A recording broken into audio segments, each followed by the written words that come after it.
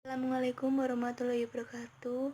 Perkenalkan, kami dari kelompok 10 yang beranggotakan yang pertama Devi Nuraini dengan NIM 17120034, dan saya Dista Trianiswi dengan NIM 17120152, dan Maria Sekar Anjani dengan NIM 17120169 akan menjelaskan proses bisnis yang terdapat pada warung abnormal Purwokerto.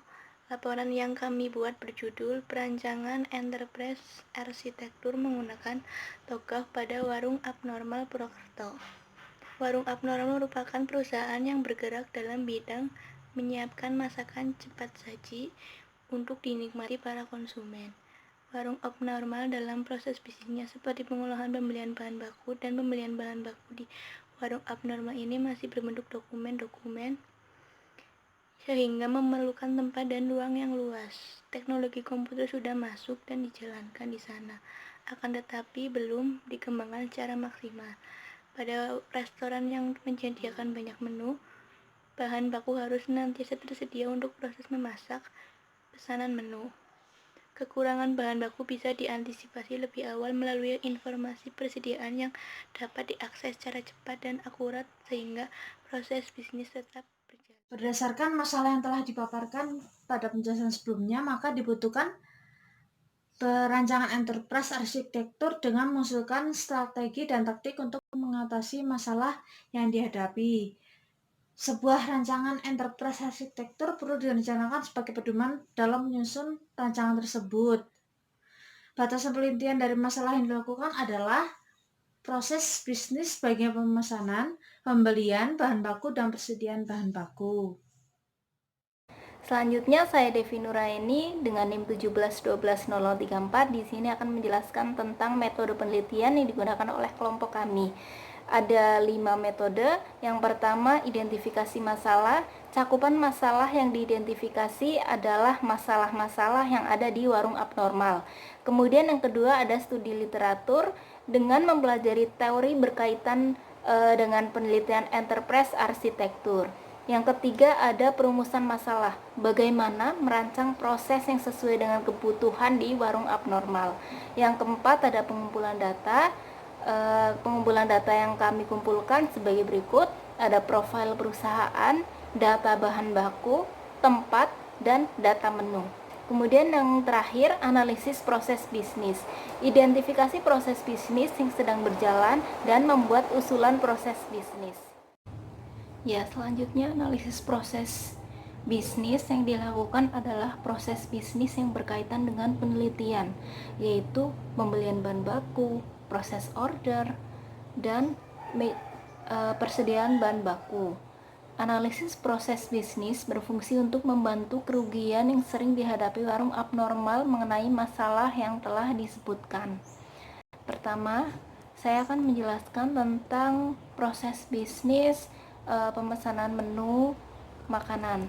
Yang pertama ada 3 bagian.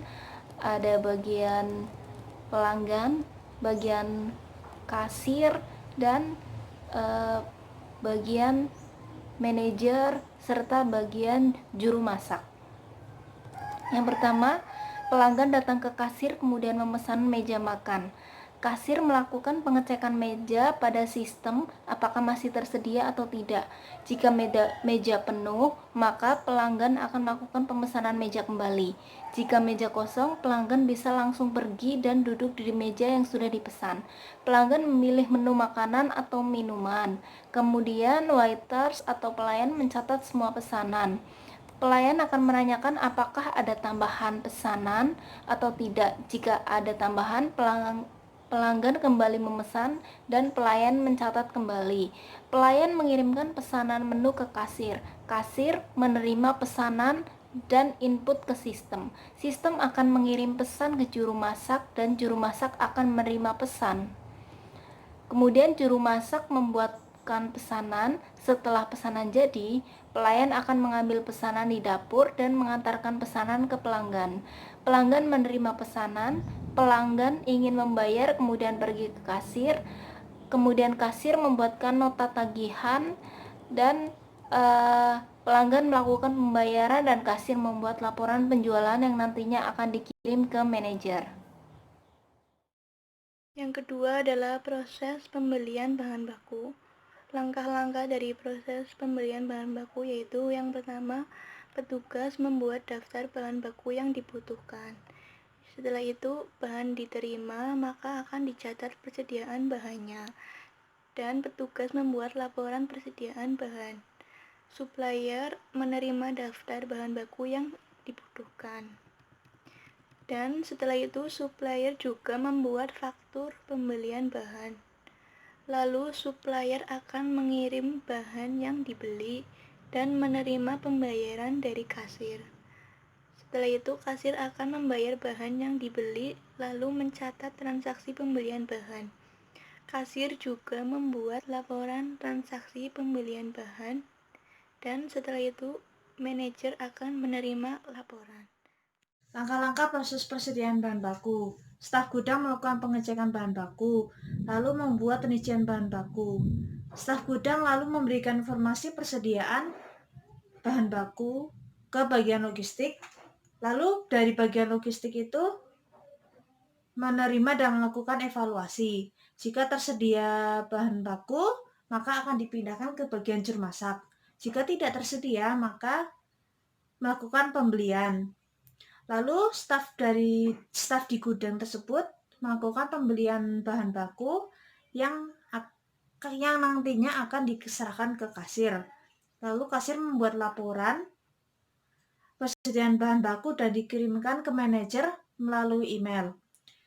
Lalu manajer menerima laporan tersebut dan mengevaluasinya. Sekian presentasi dari kelompok kami. Jika ada kesalahan, kami mohon maaf sebesar-besarnya. Wassalamualaikum warahmatullahi wabarakatuh. Terima kasih.